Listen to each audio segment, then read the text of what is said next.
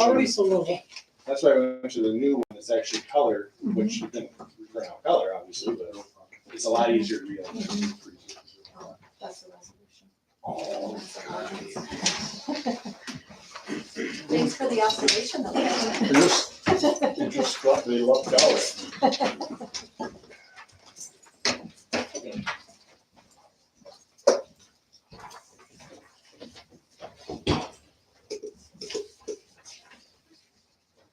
When you get to this ordinance here, the groundwater. Yeah. There is a gentleman here from the environmental company. that has questions.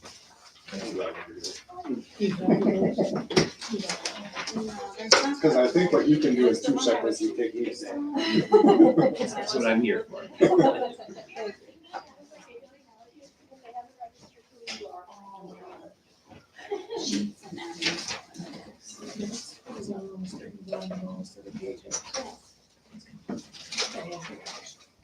Oh.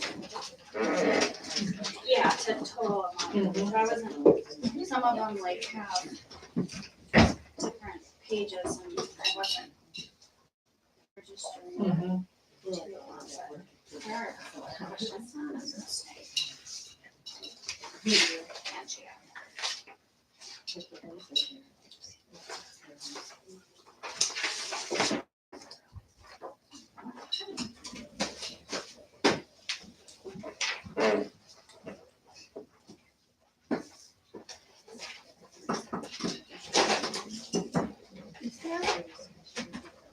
Right by you, Miss Nancy.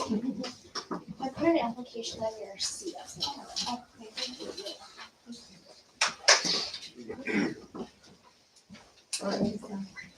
We always looking for just in time.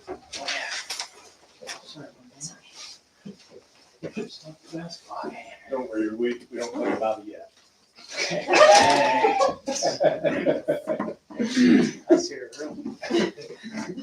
You've gotten in the kind of habit of that, I've noticed. Normally I try to be here.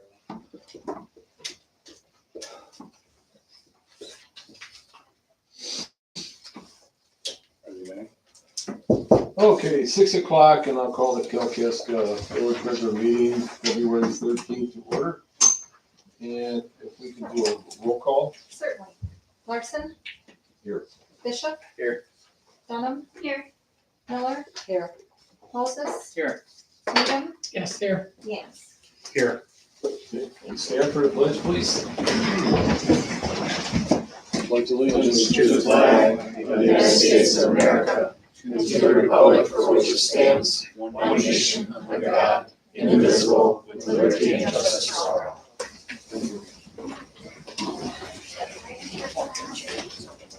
Okay. The approval of regular agenda. I would move to approve the agenda for the February 13th meeting. Or just approve. Okay. Any discussion on it? All in favor, say aye. Aye. Anybody opposed? Motion passed. Consent agenda, board members can request certain items to be removed from the consent agenda for discussion. The motion is then in order to adopt all items not removed after the motion is passed. Discussion will occur on these items previously selected for removal. You get a motion on that? I'll make the motion. I'll support. Support? Any discussion? All in favor, say aye. Aye. Anybody opposed? Brief comment? Any public comment? No public comment? Okay, we'll move on. Presentations. Presentations by Rayman. So audit for fiscal year ending 2/28/22.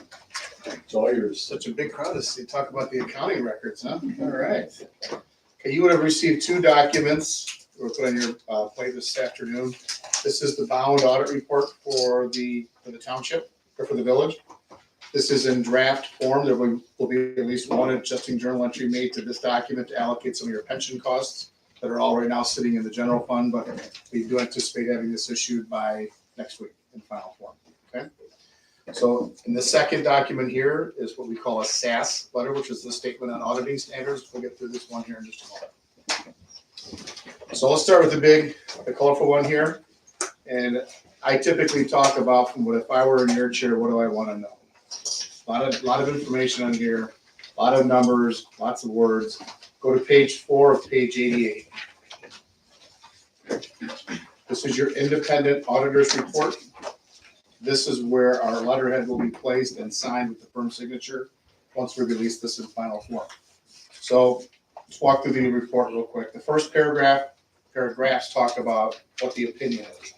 We have audited the accompanying financial statements of the governmental activities, business type activities, discretely presented component unit, each major fund, and the aggregate remaining fund information for the village of Kalkaska as of and for the year ended February 28, 2022, and related notes to the financial statements which collectively comprise the village's basic financial statements. So this is an unmodified or clean report. If I were in your chair, do I want to know if it's a clean audit? Yes, this is a clean audit here. Okay. Basis for our opinion is described in the next paragraph. We're required to follow generally accepted auditing standards, which we have done. The next few paragraphs talks about the responsibilities of management. These are not Raymond's financial statements. These belong to the village. Our responsibility is delineated on page 5. Independent auditor's responsibility for the audit of the financial statements. And you'll see there with some real fancy accounting language what we are supposed to do. You'll also see in the middle, in performing an audit in accordance with generally accepted auditing standards, we, among several other things, are required to exercise professional judgment and maintain professional skepticism throughout the audit, identify and assess the risks of material misstatements to the financial statements, obtain an understanding of internal controls, evaluate the appropriateness of accounting principles used and the reasonableness of significant accounting estimates made, and conclude whether in our judgment there are conditions or events considered in the aggregate that raise substantial doubt about the village's ability to continue. There is no substantial doubt about the village's ability to continue, so take that off the plate right now, but we are required to consider it. Page 6 of 88, required supplementary information. You are required to have a management's discussion and analysis and pension disclosures attached to your financial statements. The MD&A will follow the audit report, and the pension information follows the footnote. So that tells the reader there that we have additional information. That information is not audited. We read that to make sure it is consistent with the financial statements, but again, it's not audited. It's required to be included with the financial statements. And again, we just read that to make sure it's consistent with the financial statements. The last paragraph on page 3 talks about the combining schedules that are after the pension disclosures. And we do audit those, and that talks about what the auditor's responsibility is related to that. Any questions on the audit report? All right. Beginning on page 6. And did you just switch to the page number? I'm sorry, yep, I'm sorry. I'll stay with the pages in the upper right-hand corner. Pages 9 through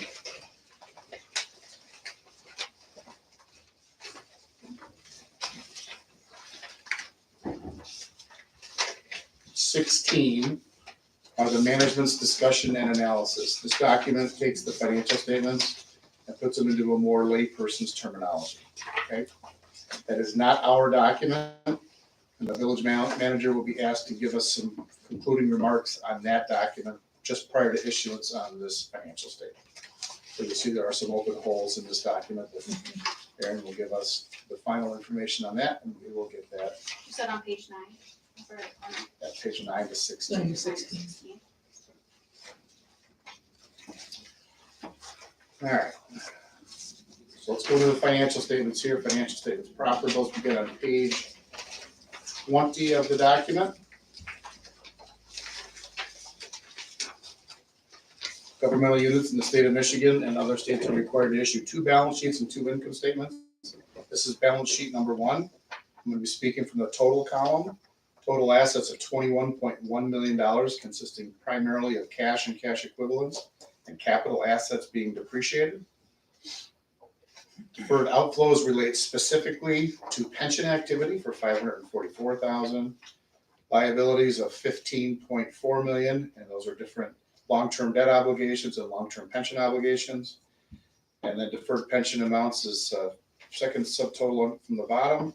And then the bottom, this is your net position. This shows assets minus liabilities essentially here. So total net position, $6,027,000. And that is comprised principally of $8,700,000 in capital assets, $1,000,001 in restricted net assets for major streets, equipment replacement, debt service, and then an unrestricted deficit of 4.5 million. Keep in mind that you've also booked the entire pension obligation on here, and that causes some deficits in your general fund balance. On to page 21. This is your income statement number one. If you go, looks a little different if you're used to looking at for-profit financial statements. Starts with expenses, applies program revenues going from left to right, net expense revenue based upon the spending categories on the left-hand side.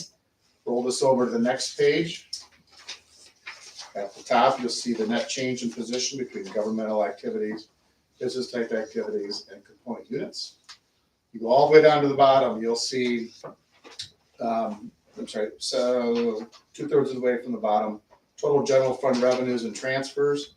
That's where you apply all your general revenues. So 962,000 for governmental activities, 105 for BTAs, and 170,000 for component units. Overall change in net position, all three of these categories are down.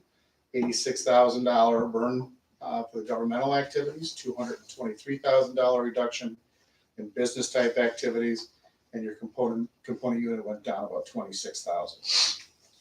Add that to your opening balances, and you'll see the ending net position, the double underscore on the bottom. Any questions on that? All right, on to balance sheet number 2, begins on page 23. I specifically speak to the first column only because there are several funds that roll up into these financial statements. So I'll talk about the general fund. This is what you might be used to seeing more consistently on a fund by fund basis. $818,000 in cash in the general, or in assets in the general fund, $257,000 in liabilities, and $560,000 of fund balance in the general fund. It's pretty doggone healthy fund balance for the general fund. And what you'll notice, the main difference between this balance sheet and balance sheet number 1, there are no fixed assets on page 23, and there's no long-term obligations. Those are the two differences between the balance sheets. Okay? That's what page 24 does. It reconciles the two balance sheets. On to page 25. This is now income statement number 2. You will see that, speaking again from the general fund, total revenues of $1,963,000. Total expenses of $2,349,000. Overall revenues under expenses by $386,000. You had transfers out of $160,000. Overall change in fund balance of $545,000. Now you did burn about half the fund balance in 2022. Okay, so you got to be mindful in keeping your general fund balance increasing in years where you can certainly control that. Don't transfer assets out of the general fund when you don't have the funds in which to do that. Okay. And then on page 26 is the reconciliation for the two income statements. All right. Pages 27, 28, 29, 30, all encompass your budget to actual comparisons. A lot of data in here, but I'll direct you to the pages that we need to pay attention to in the footnotes. There's a summary discussion about the budget in the footnotes. All right. Page 32. These are your business type activities. Business type activity funds are those that look, act, and smell like a business, and they are required to be reported differently than governmental funds. Your water fund, your sewer fund, and your internal service funds you'll see there. There's only one balance sheet here for the proprietary funds or business type activities. If you go to the second to the line item, second to the bottom, total non-current liabilities, $3,027,000 for the water fund, 6.4 for the sewer fund.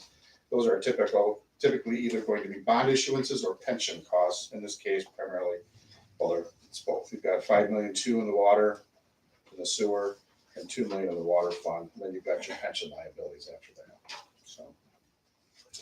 Nothing crazy in these 2 items. Get on to page 33, this is your residual fund balance, if you will, or net position. All 3 of your business type activities have positive net position, which is good. Sorry, which page do you need? 33. The water fund and business type activities? Yep. So the bottom there is your net position by water, sewer, and then the internal service funds, and those are all in positive and good shape. Another reconciliation for that balance sheet. Going into page 35, this is your P&L. This looks more like a normal general profit and loss statement showing your charges for services, expenses. You go down to 2/3 of the way down. I'm sorry, 3rd line from the bottom. Change in net position. Your water fund gave up $156,000 in expenses. Sewer $114,000, and your internal service fund gained $48,000. So you've got some burning of fund balance that's happened in February 28, 2022. And I would certainly suggest that the board keep that in mind if we're budgeting going forward, that we don't try to burn that fund balance out. Because the state will have something to say about that. Which one did you point to? Then that position at the bottom of page 35 For the sewer? for all of them, water, sewer, and internal service. 3rd line up from the bottom there is the change in net position. So that would be your net income, or in this case, net loss. So I would caution the board on having losses that will take any of these funds into a deficit situation. Okay. On page 37, just to make matters a little bit worse, the business type activities are the only funds that are required to have statements of cash flows. So you'll see your statement of cash flows here shows the beginning to the ending cash balances, the water and sewer and internal service funds, and all the different activities that occurred from the first day of the fiscal year to the end of the fiscal year, through items such as operating activities, non-capital financing activities, capital and related financing activities, investing activities. I'll show that each one of these funds, if you look at 1, 2, 3, 4, 6th line from the bottom, net change in cash and cash position. There was a $28,000 burn on water fund cash, $89,000 burn on sewer fund cash, and there was an actual increase in cash in your internal services by $123,000. Which is, if you have net losses, you would expect to see cash burns, and that's what's happened. You're seeing that financial statements do that. All right.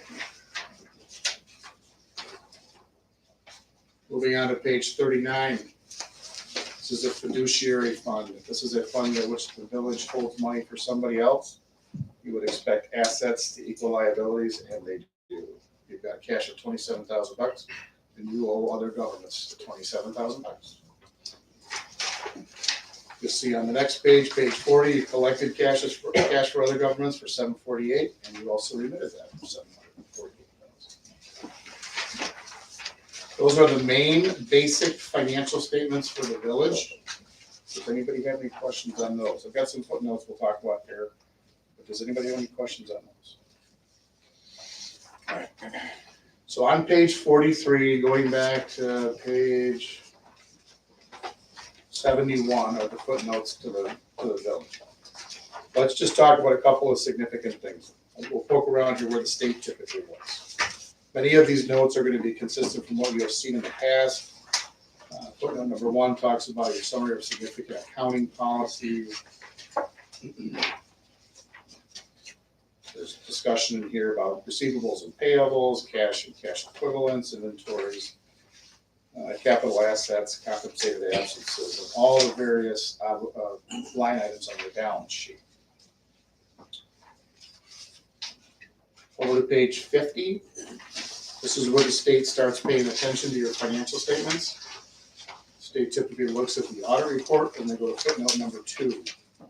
Talks about your budget. How does the unit of government budget? There's your cliff notes of how the budget is maintained for the village. Footnote number 3 is the next place where they look. Excess of expenditures over appropriations, and if you go to the next page, 51, you see 1, 2, 3, 4, 5, 6 line items where the actual expenditures exceeded the budget. Okay. The question is like, how bad is that? Is that super bad? No. The state, I've had clients who've had pages of these, and the state does lose their sense of humor when it's 2 or 3 pages long. They don't like that. Having 6 of these, I don't think you'll have any correspondence from the state regarding this. The next sentence in the bottom of footnote number 3, you will have a correspondence from the state on it. When it talks about the water and sewer fund had deficit unrestricted net position of 400,000 and 1,861,000. There will be required a deficit reduction plan for that. Which page are you referring to? Page 51.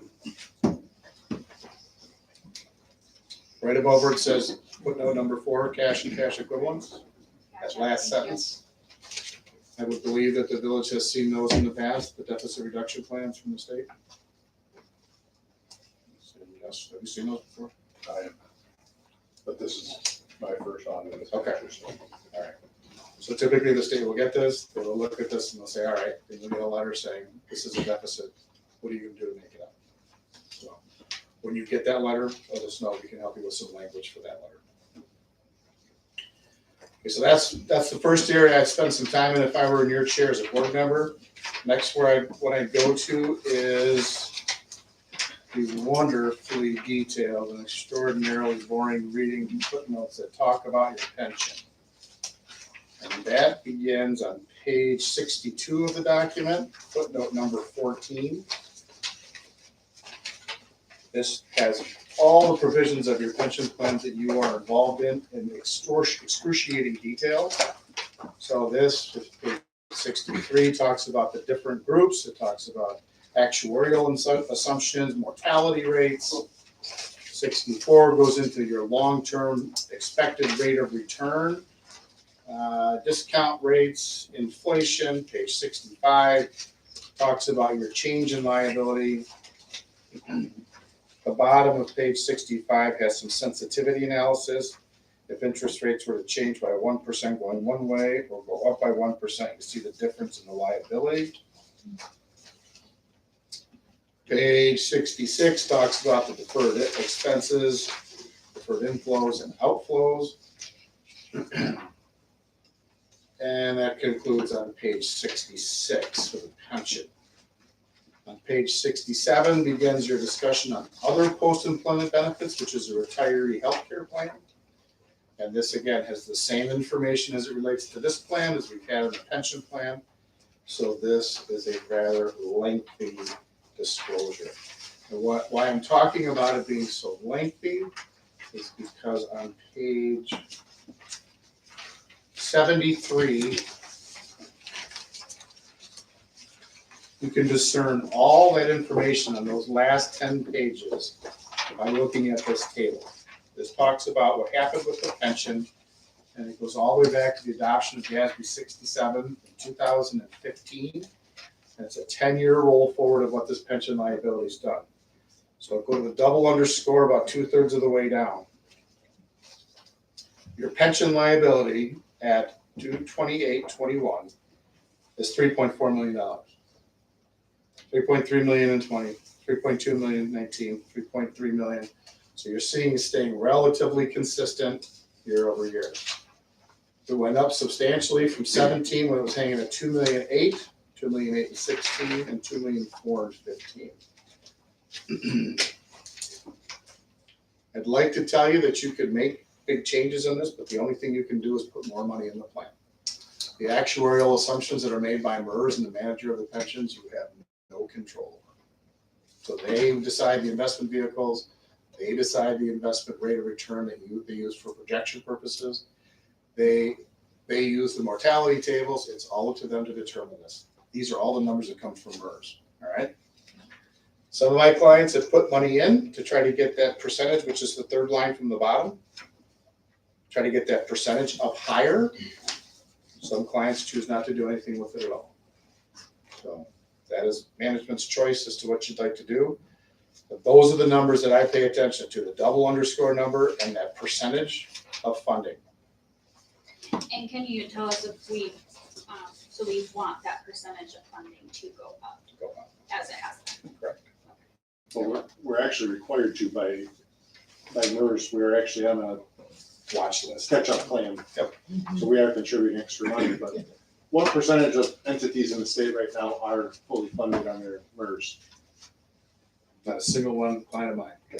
I do have clients that are 95, 98%, so they're close. Okay. Yep. We're working at it. No, I don't say that because, I say it because it's such a common problem. It hit everybody, everybody's trying to catch it back up. And we know we are not any exception. Is the goal 100% liability coverage? MERS would love to see that. I don't know if you want to have that much money tied up in there. I think the safe green zone in MERS is 82 or 84% or higher. But with interest rates going crazy, I mean, these numbers could be a lot bigger next year. And nobody in this room has control over that. So you might have a frowny face from your auditor, but knowing that I know you guys can't do anything about it, I gotta tell it to you, right? I gotta tell you the story. All right, over on to page 76, the exact same disclosure for your OPEB liabilities. That pronouncement Kathy 68, and that came into effect in 19. So you'll see your liability there has remained relatively consistent from 19 to 22. So again, as the board contemplates making extra contributions, your OPEB plan would be a welcome recipient for it. Okay. All right. I believe that's it for my remarks on the financial statements. Do I have any questions on the financial statements? And if anybody does, Aaron has my contact information. Any one of you can contact me anytime, day or night, if you'd like to chat about this. Knowing that you just received it this morning and this afternoon, and if you have questions about this, we can certainly entertain them. I do ask though that do not circulate the draft to anyone. And when you're done with it, destroy it, because the final one is the one that you can circulate to the whole world. All right, next document. This is the independent auditor's required communication with those charged with governance. We call it a SAS letter, which is a statement of auditing standards. Every audit is required to have one of these. And I'll tell you why I'm telling you that in a minute. When I issued the engagement letter on May the 31st as to what we were going to do, I laid out certain benchmarks in the engagement letter. This letter reconciles what I told you in that letter and where we are. Under our responsibility in relation to the financial statement audit, May 31st is when our engagement letter was issued, and we anticipated concluding this audit report by the end of August of 2022. Well, you're probably thinking, well, Steve, this is February. You're right. This report is late to the state of Michigan. Okay? And this report is late when we got here to start our audit work. Most, all of your prior audit journal entries had not been made to your journal entry. So our starting point when we got here was not sufficient enough to begin to do an audit. Requires reconstruction by the audit firm. And we will have, at the conclusion when we issue this, we will have issued to the village the appropriate journal entries to fix that, to get 2/30/2022 finished. And we will also have a conference with Aaron and his crew to make sure that everything that's in this document is recorded on your general ledger. So this does not happen again. Okay? You said prior audit reconciliation, so reconciliations that came from audits before this one had not been updated. Primarily adjusting journal entries from the prior audit firm had not been posted to the books of the village. And there are some that go back 1 year and there are some that go back several. I think we have 15 prior year entries and 39 current year journal entries. So keep in mind when you're doing an audit, maybe some of you have been through audits before, the general audit typically might have 3 to 5 journal entries on it. A lot of journal entries this year, so. Well, I'd like to say it was everybody's fault here. Raymond does have some responsibility with this. We had a governmental expert had the audacity of having a baby in the middle of all this, and she took on some time for maternity leave. And so that, she was gone, so that put us back another 6 weeks. But we are back on track now. We'll have this filed with the state next week. Your Act 51 was filed. That's your road funding that was filed, and that was filed timely. Your F-65 has been filed. That's been filed timely. This document will now be filed with the state. It is not holding up any additional funding from the state, correct? I believe that's correct. USDA is looking for this for their compliance. So they were very understanding, so. Yeah. Do we need to talk about the SAS letters for our prior? Is that something I should talk about? We were unable to find one from the prior audit. I actually emailed the audit firm and they didn't know what I was talking about.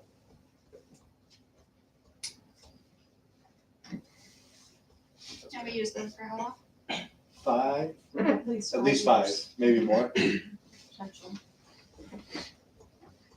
There will not be a single audit that's issued by Raymond without one of these auditors. Because the audit standards require that this is my summary memorandum to you as the board. We could not go through 1 page of this, but this I have to cover with you. I'm required to. I will be addressing that with the state or the appropriate entities because if we have that problem, I'm guessing other people do too, and they're not getting the service and the responsibility that they're paying for. And normally what happens with this document is all your adjusting journal entries will accompany this document. So if you're not getting this, I don't know if you're getting your adjusting journal entries. I just don't know how they came here, if they came here, where they are, what they did, so we had to reconstruct those documents. What does that stand for again? Statement on auditing standards.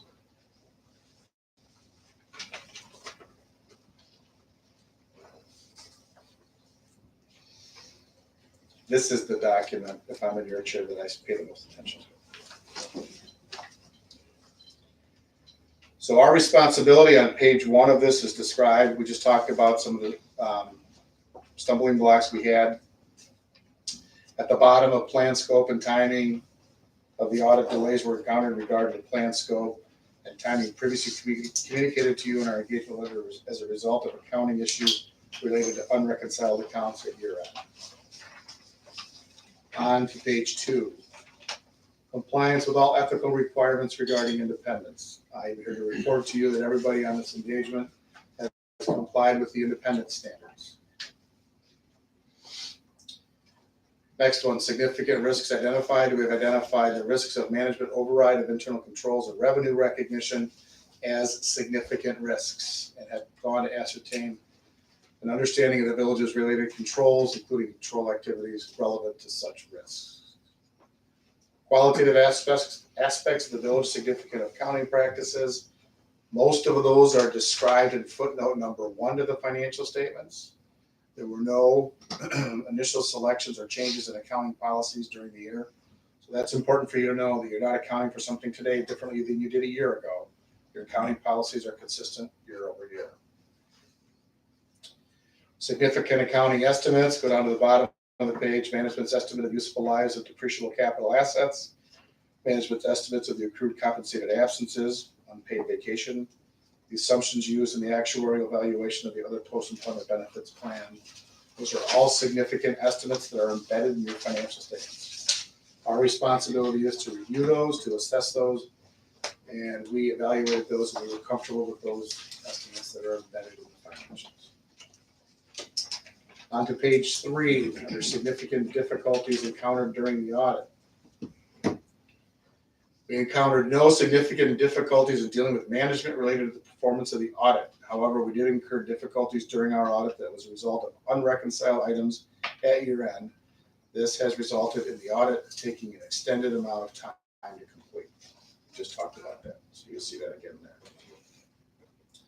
Uncorrected and corrected misstatements. If you look at the last paragraph here, The schedule of adjustments passed is included with the management's representation letter as attachment C. That is the document that will have all of your adjusting journal entries attached. It's not on here now because we're not done, but you'll have a rep letter that will be signed by leadership of the village, and it'll have all the journal entries attached to it.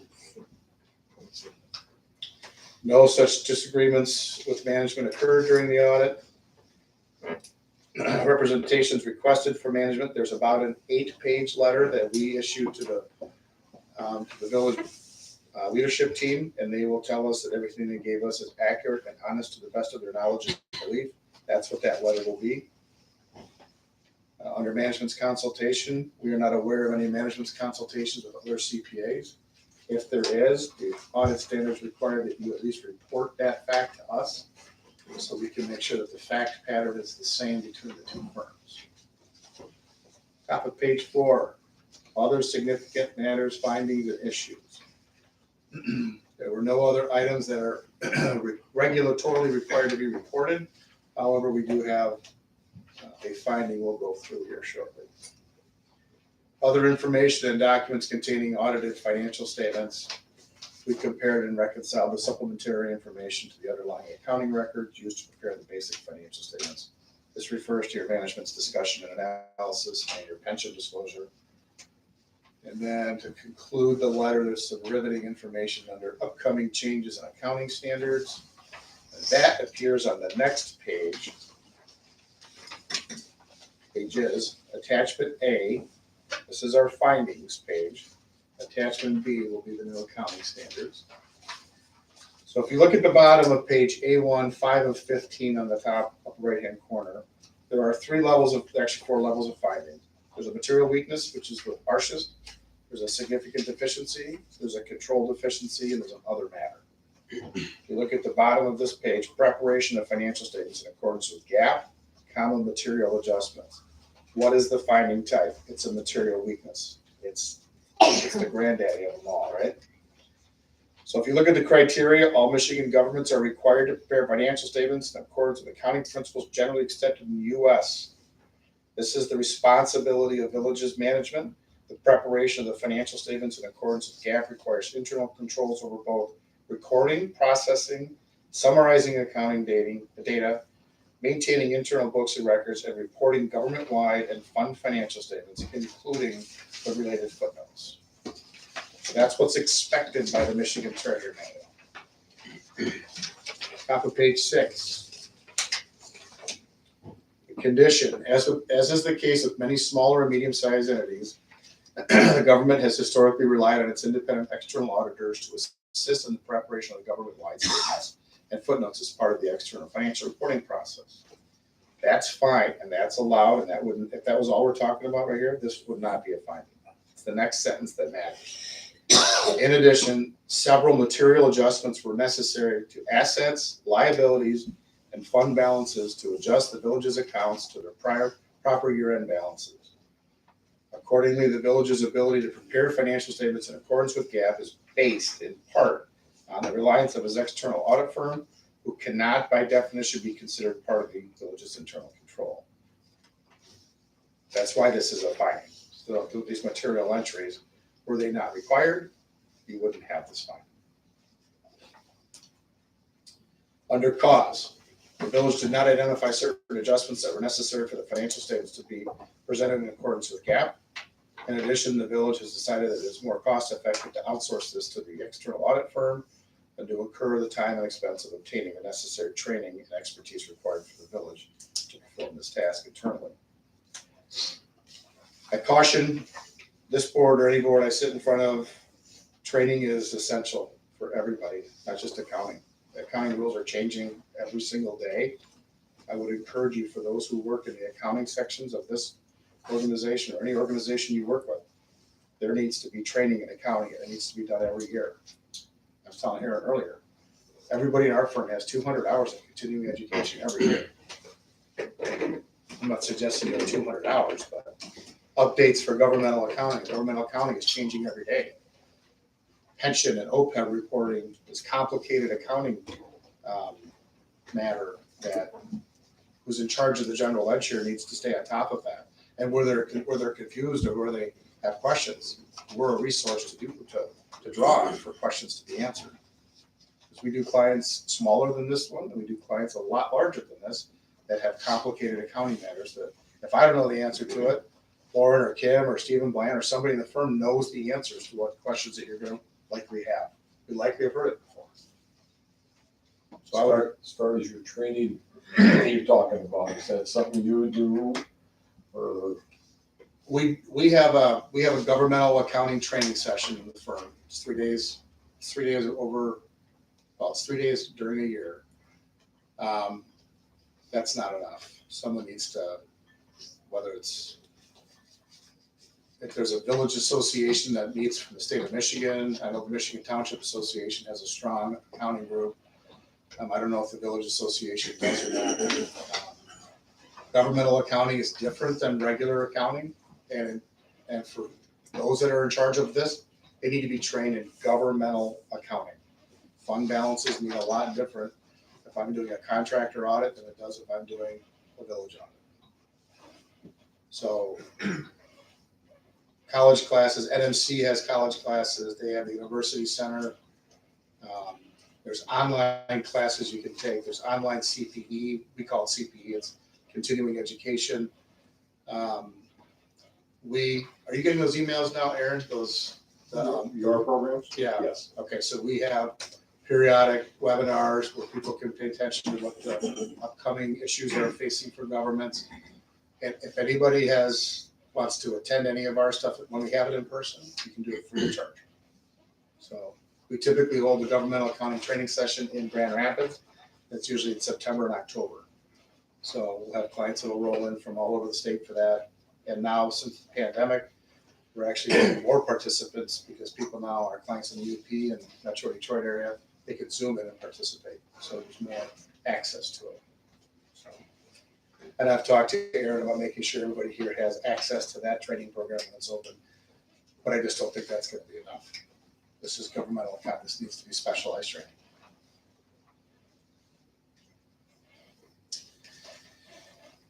All right. So under effect, as a result of this condition, the village accounting records were initially misstated by amounts material to the financial statements.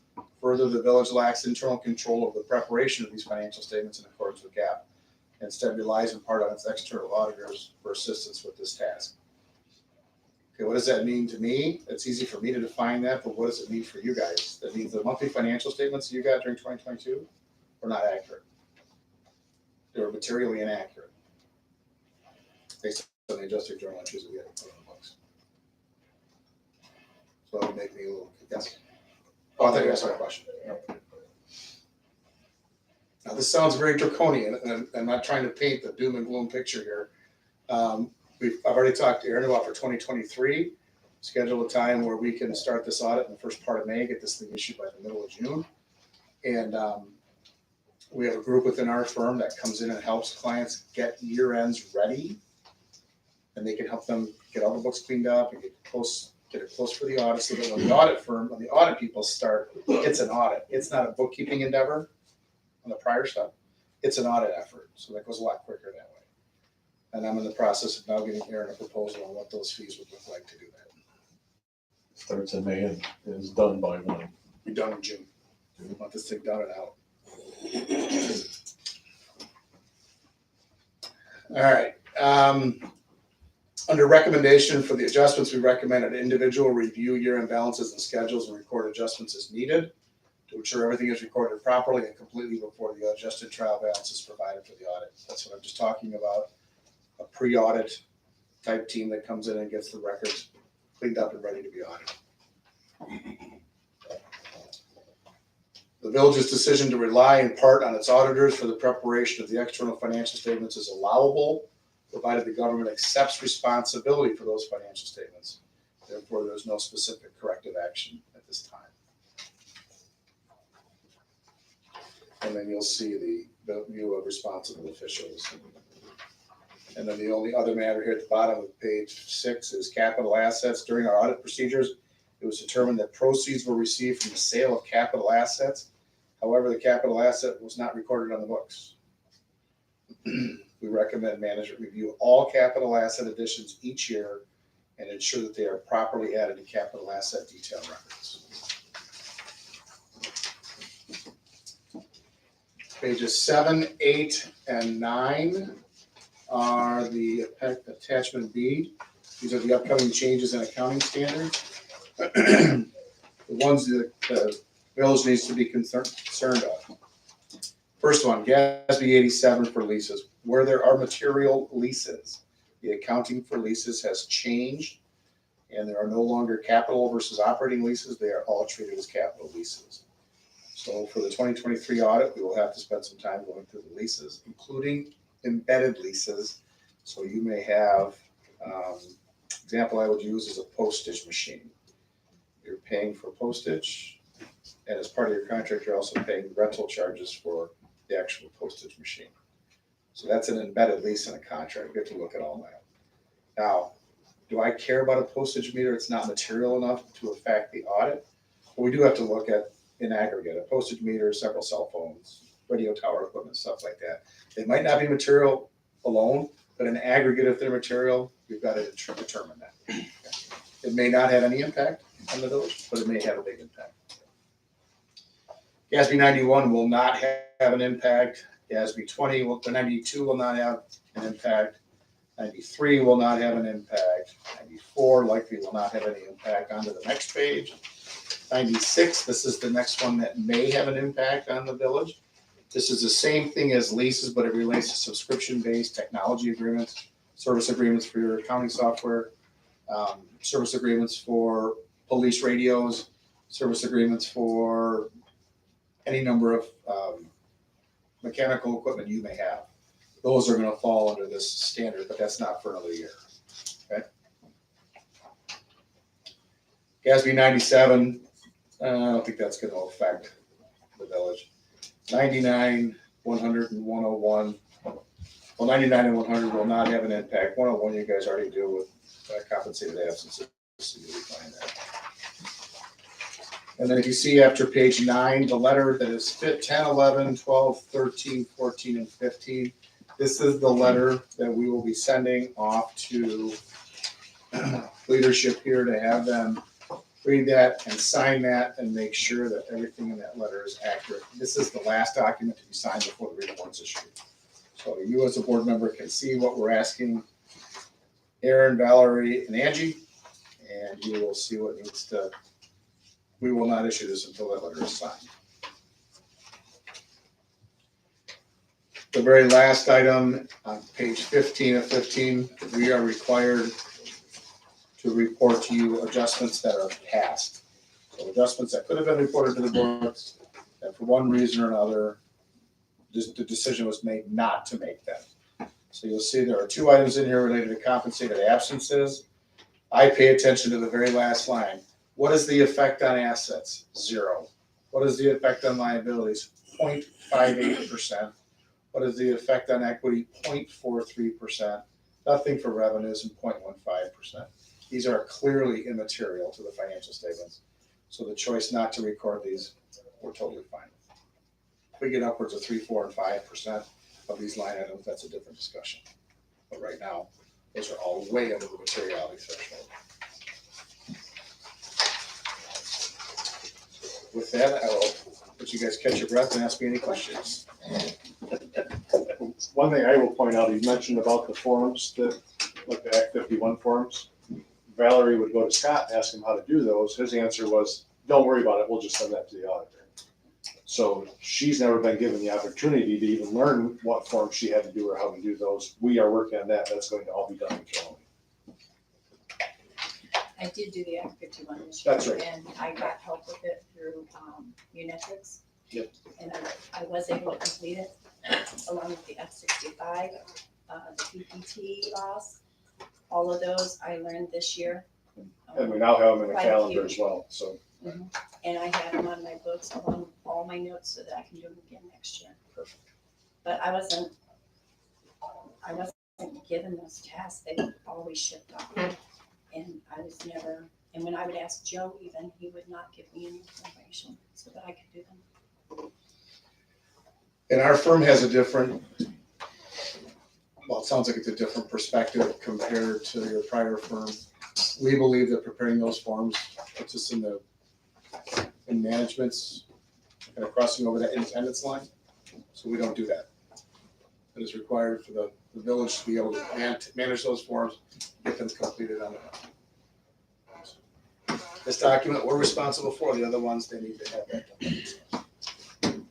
Will you return after it's finalized to answer more questions? Absolutely.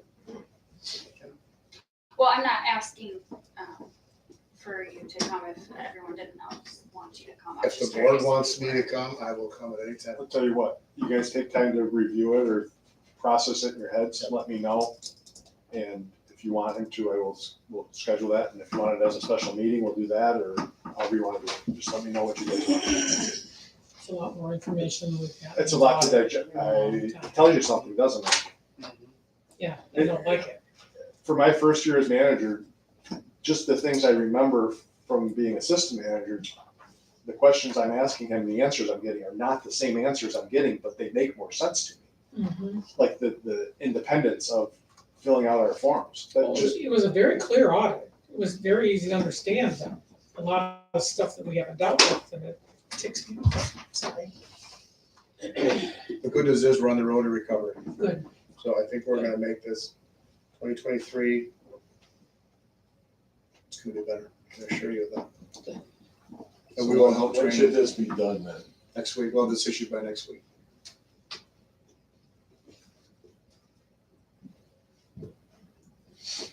And I remember last year us reviewing contracts for auditors, was it a multi-year contract? I believe that it's we 3, finished? correct, Angie? Oh, 3 years. This is year 1 of 3, So we don't have to review that? correct.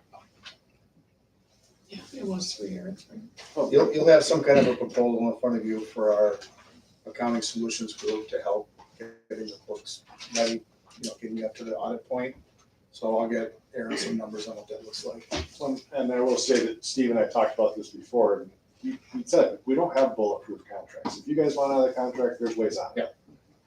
They're not trying to do that. And I appreciate that honesty and this type of work that we're getting. I think it's important that we stick with where we're at. We went through a lot of work over this last year, and we've moved to a next spot, and I hate to start over again. I just wanted to make sure we were set. No, I to know. start. Yep, No, yep. that was good. I just appreciate him pointing out that it's not bulletproof. I don't want to work for a client that doesn't want to work with me, and you don't want to work for an audit firm that doesn't want to work with you. Nobody ends up in a good spot on that. So any proposal we've ever issued, any engagement letter we've ever issued, if you call me and say, we don't like you, we don't work with you, fine, let's just get out of the deal. Let's make it easy. So I'm not asking, I wouldn't suggest that you make a motion to approve it yet until it's done in final form. So, because there will be that one adjustment that will come in for the distribution of the pensions. Anybody got any other questions? I told Aaron 10 minutes and I went 50 minutes, I'm sorry. And I appreciate it. There was a lot of stuff in there we haven't heard before. That's okay. I think you set it up for the environmental engineer that he's gonna be the exciting guy. Oh, wow. Who's the next victim? Is that you? Oh, good for you. Here, chair's good and warm. No problem. If you guys have any questions, feel free to give me a call. Aaron has my contact information. Call, email, anything. Appreciate your time, thank No you. problem. Thank you, guys. Very good. Environmental engineer, you're up. I'm up when they decide I'm. Oh, I thought you were up next. Okay, we'll move on to Bills and Finance Committee. The finance committee met today at 5:00 and we reviewed the current invoices and we make the recommendation to pay the current invoiced amount, right? Pay the bills in the amount of $271,000, $292.05. I'll second.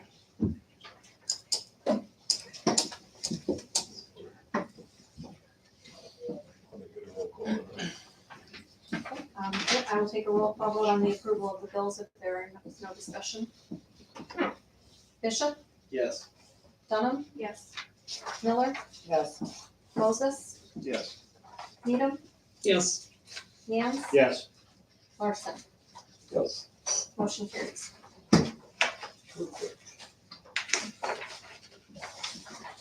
Oh, also reviewed,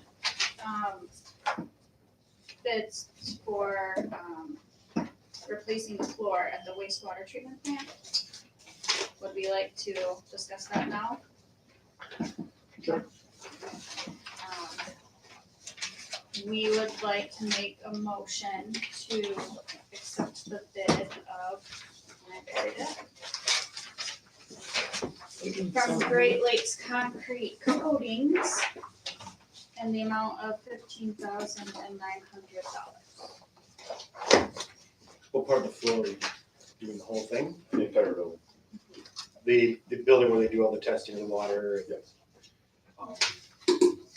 Is there going to be any change in that room, per our meeting about a possible well addition? Would that have to be changed? This is the sewer plant. Just the room, okay? I'll second. Thank you. I think the well would be going over by the water tower. I just didn't know if there'd be any additional space needed for that, so I'm just Oh, curious. gotcha. It,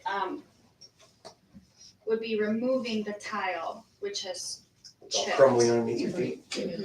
and replace it with an epoxy flooring. And we recommend this proposal because out of all the proposals, the price is competitive and it has the longest warranty. It offers a 15-year warranty. The next highest was 10. I know no one's gonna understand this, but it's actually polysporadic, which is a better material than epoxy. I don't completely understand it myself, but I did enough research on it that it is a better product and a Thank long you. warranty. I just wanna make sure everybody's not surprised.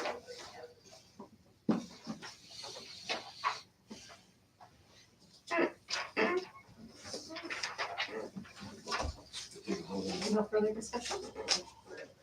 Dunham, Yes. Miller, Yes. Moses, Yes. Needham, Yes, Lance, Yes. Bishop, Yes. Larson. Yes. Motion carries. Okay, Public Works, we talked about this before, but, installation of the new well, number 6 at the water tower. And 2 and 3 would be removed. At this time, we don't make any recommendation, we just have to wait to determine what kind of grant funding we will get for that.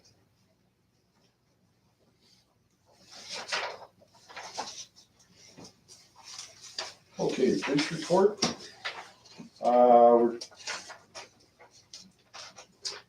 We're looking at possibly hiring a new police officer to fill one that is leaving us. But that's still in the initial phases, so I won't say we officially have done that, but we do have one narrowed down that we are interested in. Manager's report? We applied for the Sparks grant to redo Chalker Park. We did not get the grant this round. We are going to reapply next round. Hope we get it then. When's the deadline on that? I don't know what the current deadline is. I'm assuming it's gonna be next year. Nothing was awarded north of Reed City, and they were the furthest north. Everything else from there was Lansing South and east. We said we're gonna put the well off. That's about $1.5 million project. It's needed, but it's not in the stage of need that it's worth going at a bond at this point, in our opinion. And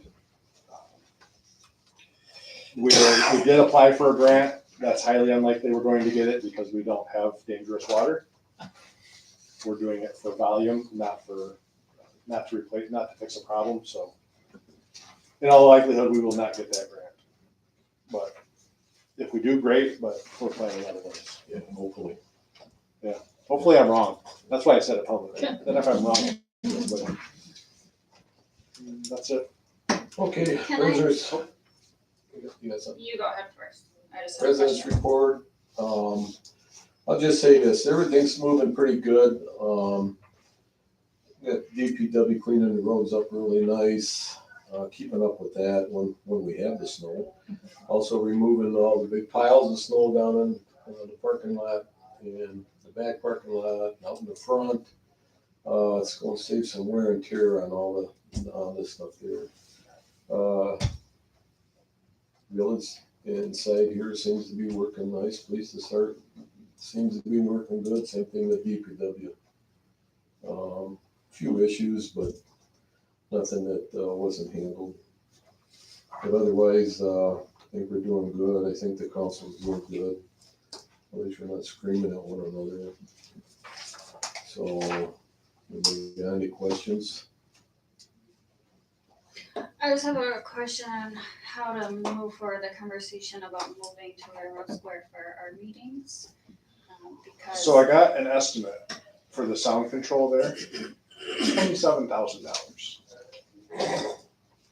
Yeah, Did you talk to who, was it Clearwater or Cold Springs Township went through for their, I don't know if it was the same company, but I had a company come out and they actually did a acoustical analysis and went and ran their computer programs. And the problem is we don't have a lot of wall surface area that's not glass.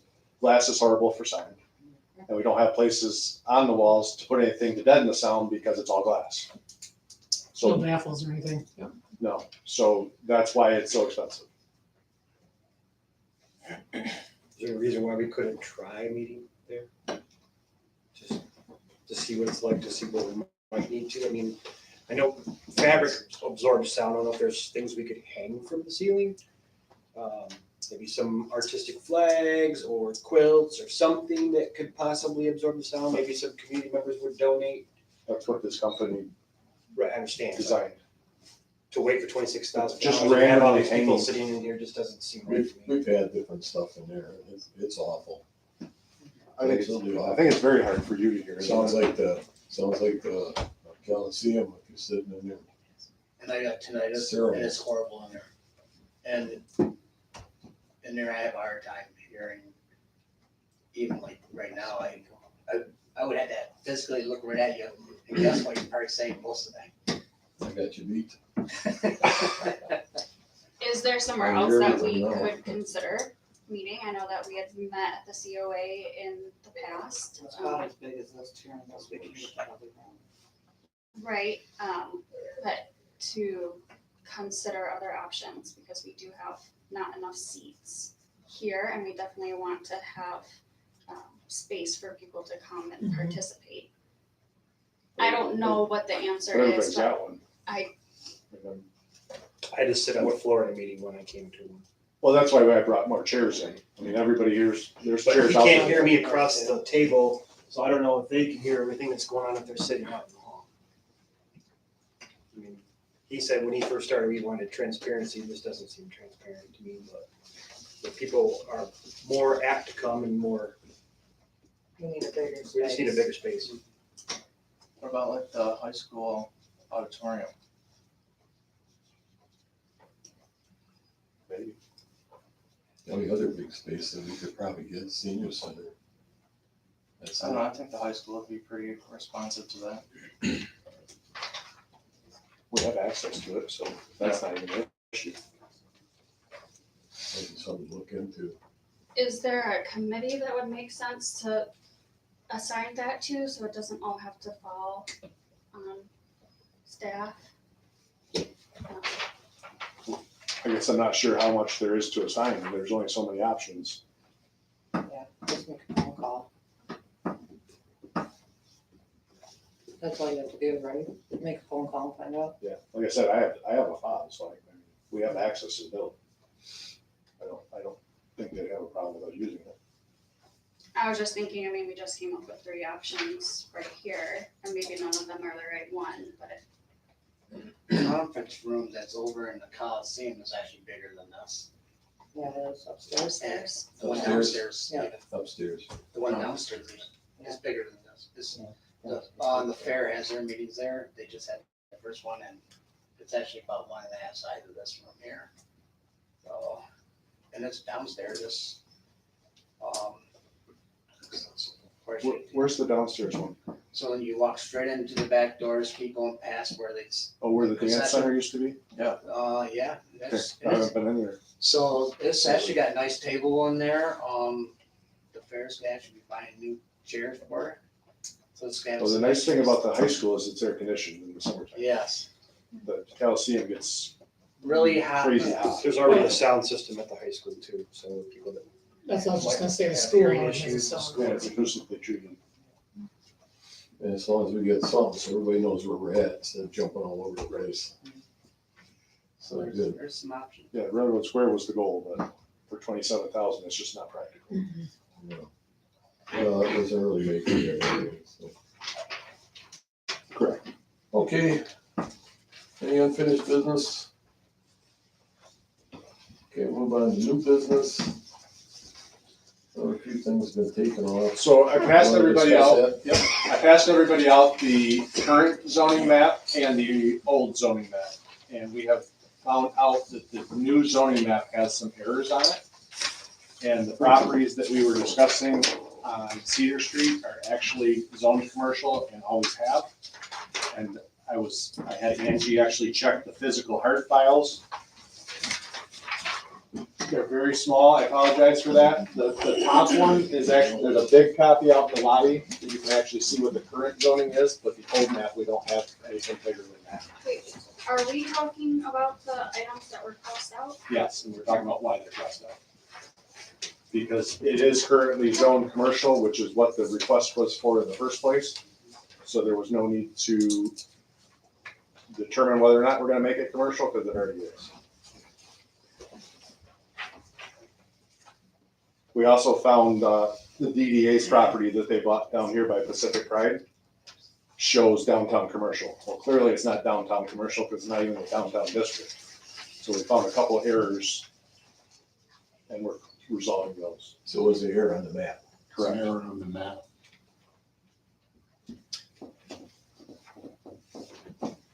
The other thing, Angie is going to make a list of all the properties.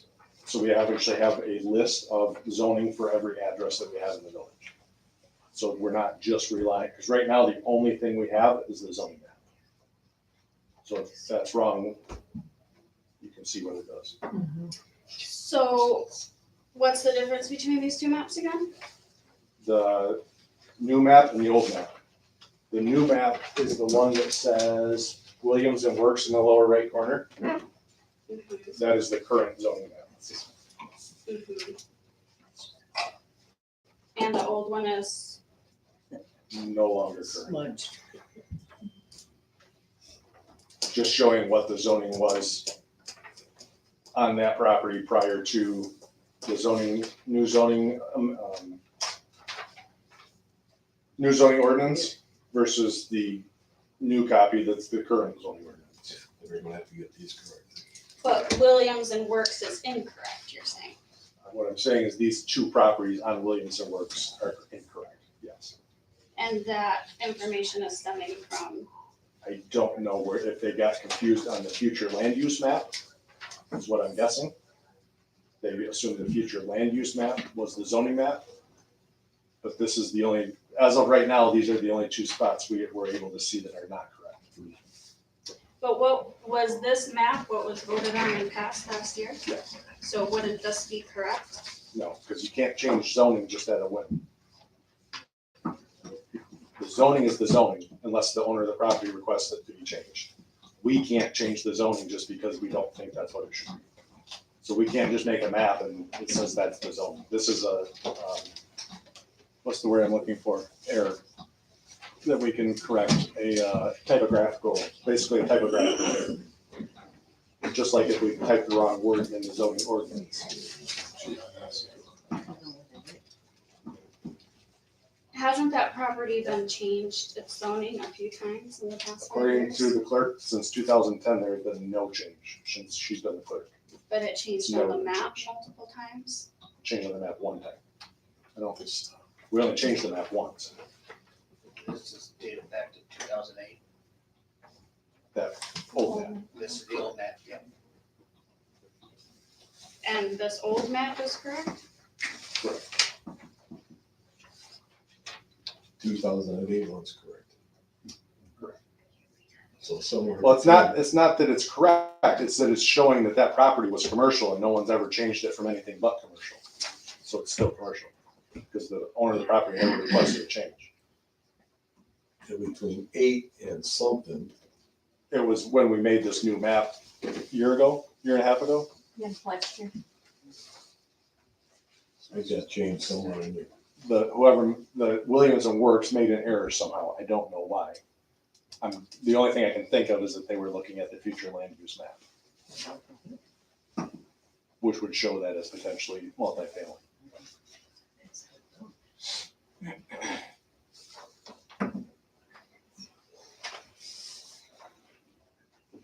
Any more questions on that?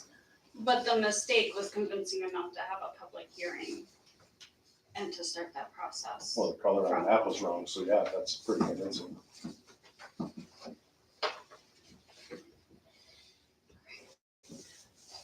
Okay. Okay, we'll move on to A, consider adoption of ordinance 2023-005 amendment to groundwater use ordinance. And like this gentleman back here, he's gonna give us a whole rundown on groundwater use. Yep, my name is Bill Henderson. I'm an environmental consultant. I work for a company called Darcy Environmental. And I'm working with the state of Michigan Department of Environment, Great Lakes and Energy. There is a current consent order, a legal document between a former owner of 122 South Cedar Street and the state of Michigan. And they're required, the former owner is required to, in quotes, close the site. In other words, have an acceptable site from an environmental standpoint. And the state, one of the requirements that the state has that we have to comply with as a consultant is we have to be able to ensure that in the area of contamination and surrounding it, so that means properties that are already not affected, we have to ensure that those properties are clean. It's like a buffer zone. So what we have to do is we have to request from the village an ordinance amendment to an ordinance they already have. In other words, there is a part of the village that is already restricted from groundwater use. And what we're gonna do is we're requesting that 17 additional properties to the south of that existing groundwater ordinance just be added to the ordinance. So do you work for the previous owner of that property? Correct. Now it all makes sense to me. I've been trying to figure out why somebody wanted to change their property. It's a confusing story, but Got back in the 1980s, there was an underground storage tank that had a problem. The original owner of that underground storage tank sold the property and the environmental condition to another owner. And then he sold the property to the current owner. So I'm dealing with the gentleman in the middle between the original owner Okay, I got stuff. but he had to, because the original owner had an agreement with the state, he had to abide by that agreement.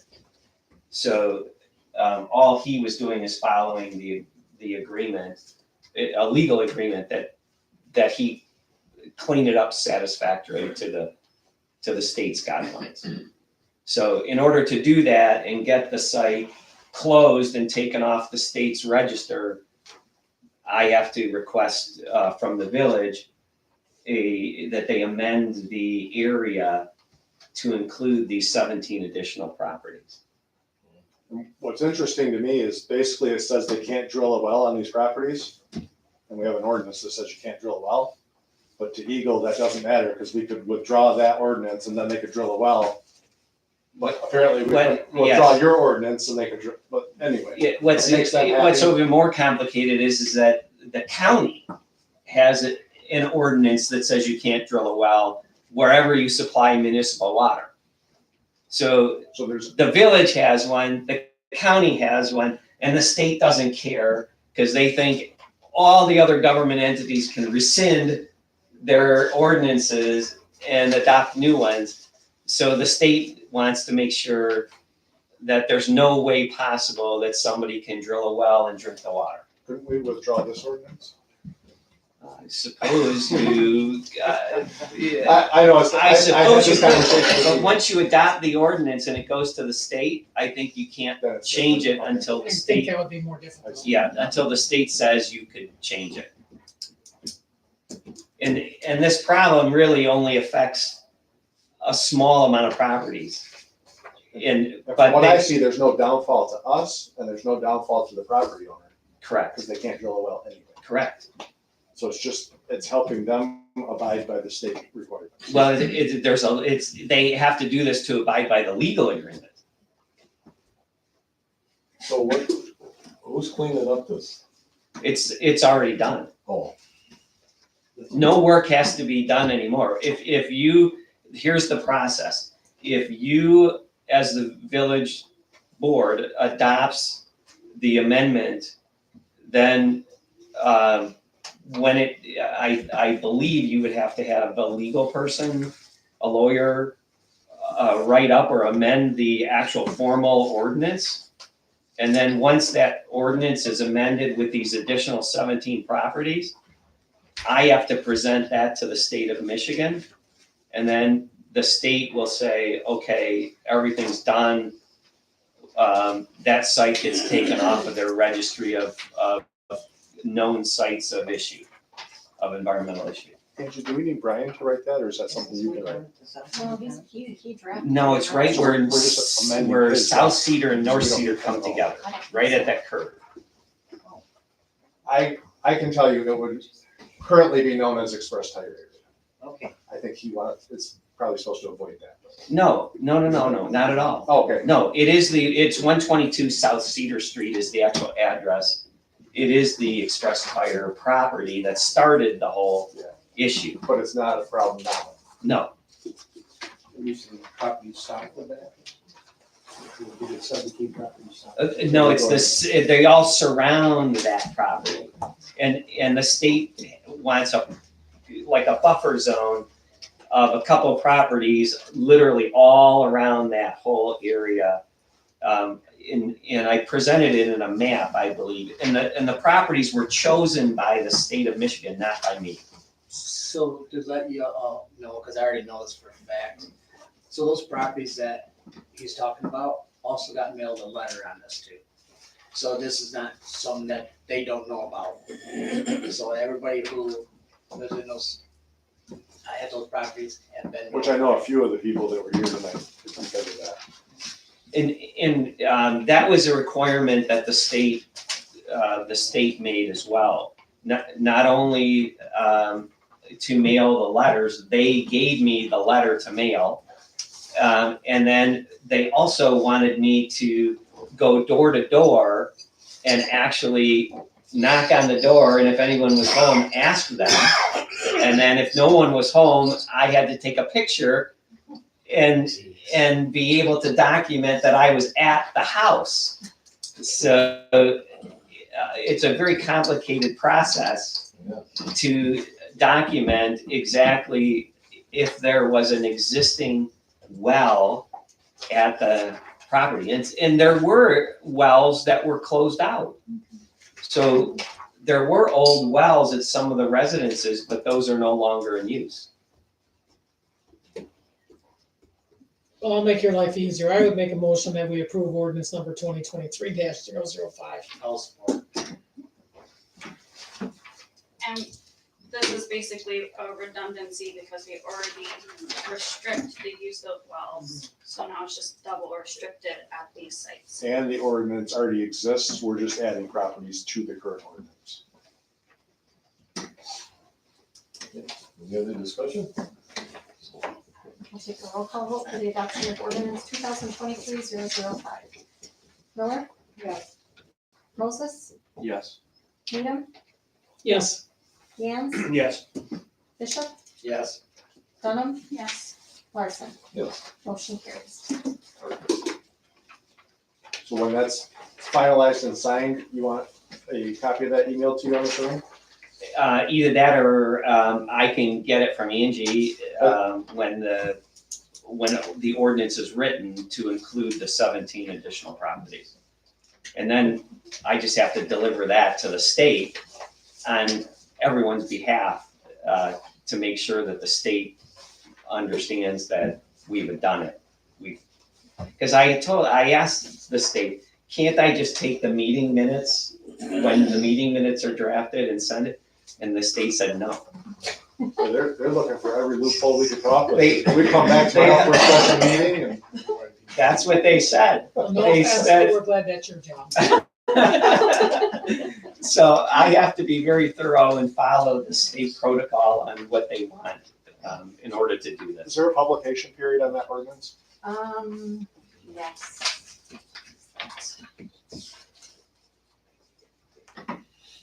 The day following its publication. Huh? How many? The day follow, or, Oh. oh, Yeah. I'm sorry.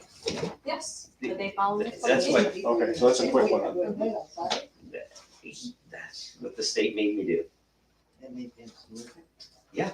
So we'll get that update, we'll publish it, and it's only a 1 day, the day after it's published, it's in effect. So it's a quick one. Oh, is it? Okay, great, great. Then I'll just wait for Angie to contact me. Certainly. Okay, thank you very much for your time. Thank you. Thank you. Yeah, thanks for coming. All right, thank you. Bye. Okay, we'll move on here to consider adoption of 2023-003 amendment to village fee schedule. So there's only one change that needs to be made, and that's, we charge an inspection fee when people hook up to the water and sewer, but we don't charge an inspection fee to go when they disconnect. And that's one, probably as important, if not more important, because we want to make sure that the water system is secure and it's not a way for stuff to get back in there. So all we want to do is, in the very beginning there, it says inspection fees for connection and disconnection to buildings. Just need to add the term, or the words and disconnection. Do you have a lot of people that disconnect from this? Currently, we are because we're demolishing some houses. That's where it became an issue. I'll make the motion Oh, to, Any discussion? Angie? Okay, roll call vote. Moses, Yes. Benito, Yes, Gans, Yes. Bishop, yes. Dunham, yes. Miller, Yes. Larson. Yes. Motion carries. Okay, C, consider adoption of resolution 2023-004 authorizing MITTIN project grant. I'll make the motion to authorize resolution 2023-004. I'll support. This is something we've applied for in the past, right? I'm gonna let Cash Yeah, deal with this one. it's a application for a planning grant to look at enhancing rail service, both freight and passenger into Kalkaska.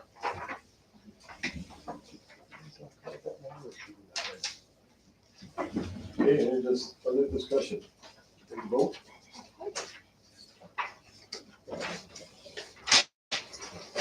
Benito, yes, Gans, Yes. Bishop, Yes. Dunham, Miller, Yes. Moses, Yes. Larson. Yes. Motion carries.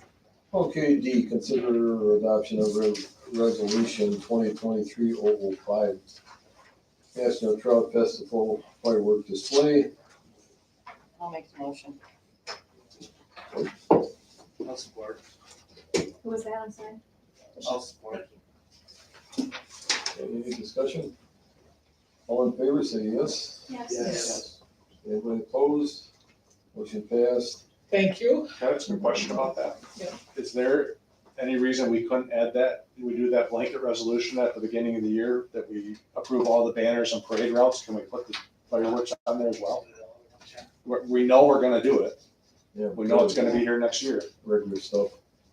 Okay.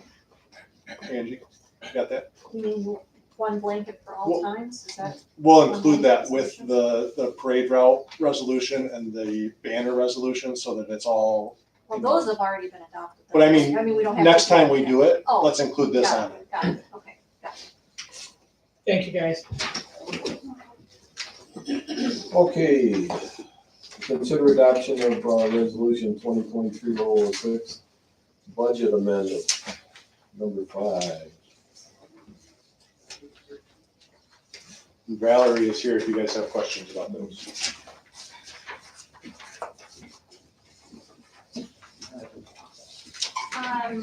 My, number 6, number 5. No, these we need to do.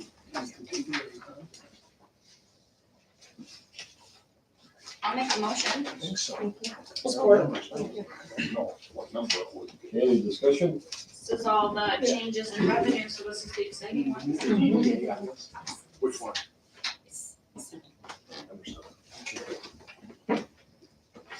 Is there anything she needs to tell us about that's different that we don't know about? I don't think so. Anything you can think of? On the 005, Yes. Revenues. that's pretty, a lot of that is unexpected revenue that came in. And we have to add it so that the budget will be balanced. Well, and we'll talk about this more in the, when we do the budget stuff, but cannabis revenue is decreasing for sure. Any other discussion? Vote. Yes, Yes. Bishop, Yes. Dunham, Yes. Miller, Yes. Moses, Yes. Needham, Yes, Larson, Yes. carries. Okay, consider adoption of resolution 2023-007, budget amendment number 6. FYE. I'll move to approve budget amendment numbers 006, or amendment 6. I'll second. Discussion? You vote? Yeah, so, Cool. these, I saw a number of increases in equipment rentals. Is that from something in particular or just in general? Elizabeth, the way the equipment fund works is that it is supported by the other funds. Whatever equipment that the DPW uses, to do whatever, snow plowing, roads, whatever it is they have to do, then they have to pay for that equipment. And so we're never, that's not something we can actually nail down to a figure, you know, because unexpected things happen and they happen in different areas. So we just give it the best we can to get the right amount in there, and then we just have to make adjustments. And when it says rentals, I mean, when I see rentals, I think we're going to McLean's and renting something. This obviously is not that type, we're renting it from ourselves. Right. And that's how we fund our new equipment. And then, the retirement benefits to retirees was much higher than originally planned. And no, it wasn't because it was planned, it was because, the, MERS, it's a long story, but it wasn't going through payroll the way it was supposed to. Angie and I, spoke with, BSA in February, and we finally got all that straightened out so that it's going through correctly. And now I'm able to put it in there correctly. I was only able to take a stab at it before because I didn't have correct figures because it was going through payroll and it was hitting a fund that shouldn't. And that's something Valerie was trying to get fixed with the previous auditor for 3 years. Yeah, And never got anywhere, but once she found out she could get a hold of BSNA, that fixed it. Gotcha. So that problem should repair itself now going forward. oh, you'll see a huge improvement this year. Anything else? I think so. Professional and contractual services in Fund 591. That's your water fund. Went, jumped up a bit. And that was probably the North Walnut project, correct? The North Walnut, because we had to change the water and sewer lines when we were doing that, so. So that was the, like the Elmers. Yes, Mhm. correct.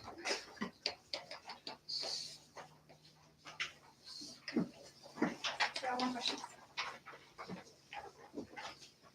Okay, take a vote. Certainly. Bishop, Yes. Dunham, Yes. Miller, Yes. Moses, Yes.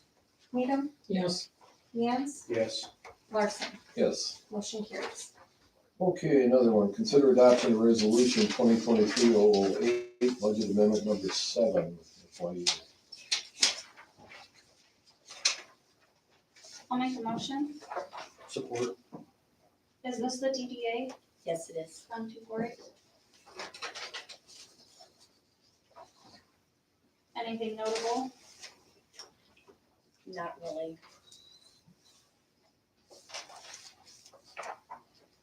They had some, a lot of the budget amendments were due to, they had some budgeting in there that they did not use this year.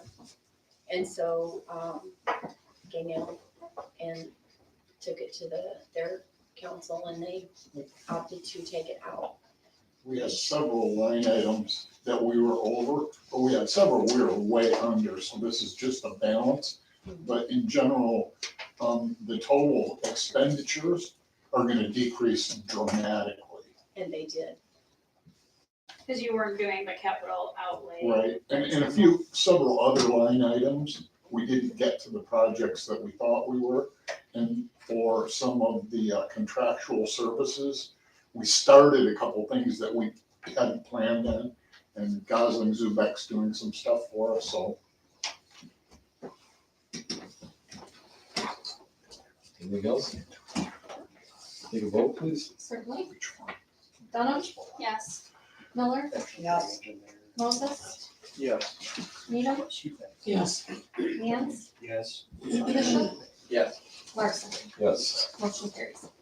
Okay, let's add on here. Consider recommendation for Brownfield Redevelopment Authority to appoint Faith Ramsey to the vacancy on the board, term expiring March of 2024. I'll make that motion. I'll support. Any discussion?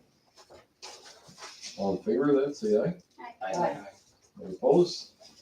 Okay, motion passed. If anybody knows anybody else, they need another person yet. So please keep that in mind. Okay, brief comment. Yeah, Public so, comment? yeah, I came here to talk about the issues that were struck, 10A and B. And I know that you guys, this represents some things that were crossed out on the list of things that you didn't have to worry about tonight. But those items have taken up hours of my time over the last 2 weeks. I've been consumed in researching and writing FOIA requests, asking this board and the commission, the planning commission, to reconsider not rezoning it.